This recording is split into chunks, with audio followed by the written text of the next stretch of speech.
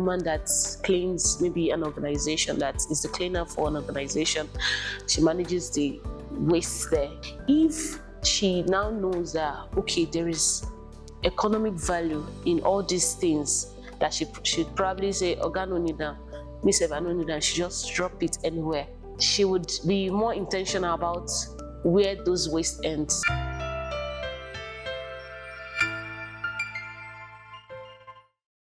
My name is Christiana Owoye. I'm the CEO of Trash Monger Limited, a waste collection and recycling social enterprise that collects and recycles waste into sustainable raw materials for manufacturing purposes.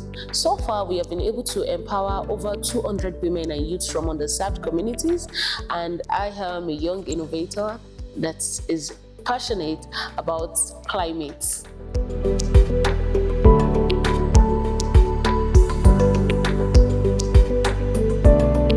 Trash Monger started as out of the passion for to create change, and while we were at it, we realized that there are economic benefits, not just for us, it's another opportunity for job creation for women and youth from underserved communities, because we know definitely they interact more with this waste that we are talking about. They interact more with plastics, with cartons, with cans, with a lot of nylons and a lot of all these things. They are the ones that do the dirty jobs, but they don't see the value in what they interact with on a daily basis.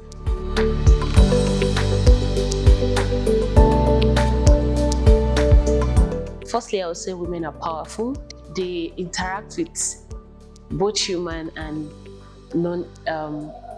inanimate things. They move, like they touch every aspect of the world. And when we want to come to the local communities, women are still the one striving to make sure that even if they don't have a white collar job, they are willing to make sure they provide what somebody wearing a suit would provide for their family. They want to get it also for their children.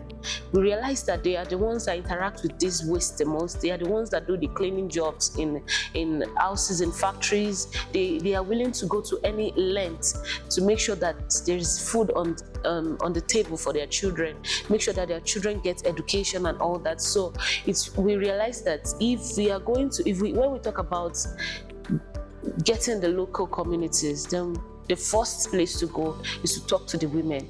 It is the women that make these things happen. This is one of the reasons why we chose to work with women, and we can say so far that the bulk of the work that is done, it's all like we would give the accolades to women in Trash Monger.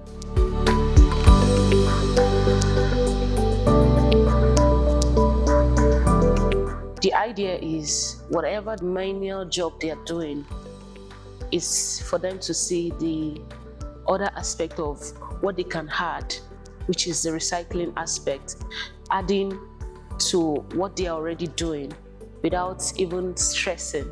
For example, let's use a woman that cleans maybe an organization, that is the cleaner for an organization. She manages the waste there. It means that she interacts with paper, she interacts with bottles, she interacts with cartons, she interacts with almost everything, or let's say most of the recyclables. If she now knows that, okay, there is economic value in all these things, that she should probably say, Oga no need am, Miss Eva no need am, she just drop it anywhere. At the end of the day, she would be more intentional about where those waste ends. And when she interacts with, or she gets to meet people like us, that will show her, oh, did you know when you collect these bottles in so amounts, you get paid for it? Did you know when you bring your newspaper, cartons and the rest, did you know you get value for it? Then she starts having extra income at no cost, because she's probably not spending anything to get those waste, and all she needs is for her to just collect it and make sure we get it, and she gets paid for it.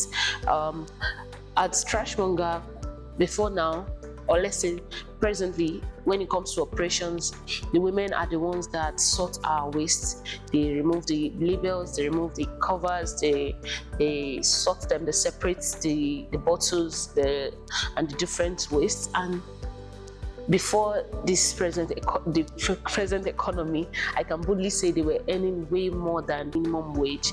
But now, yeah, it's a bit different, but they are still eating it. They are almost at it. It might not be at the same level because even the price of plastics and all these waste have increased. The value has also increased. And going forward, we are looking to have recycling hubs in communities, which is what I am really, really excited about, because with this, it means that if we have hubs of women in a community, let's say we choose it, but let's say Gariki, the whole of Gariki now, and we decide that, okay, in the different places, because it's quite big, right? In the different places, maybe communities, they break down the communities, we cannot have women put their waste together in those different communities, and they have probably one recycling hub where they all bring the waste. By the time someone like us or other aggregators are going to them to buy, they are paying them more. It means that women can start earning about 400,000. Unlike when maybe if they are just working in the factory, they will probably remove the cover and they're earning 30,000, 40,000. Now they earn more.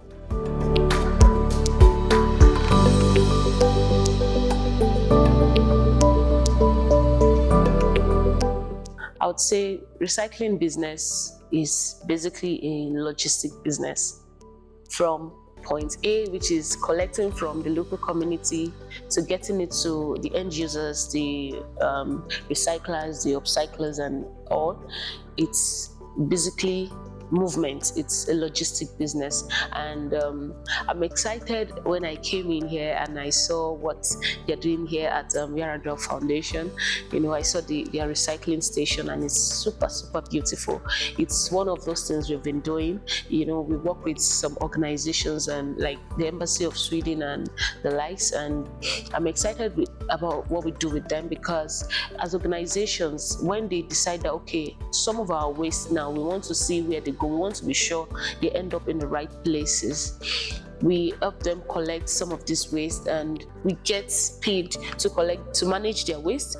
And at the end of the day, we give them reports, and also whatever gain or whatever profit comes out, we use it to sponsor students in schools, like people that cannot afford education.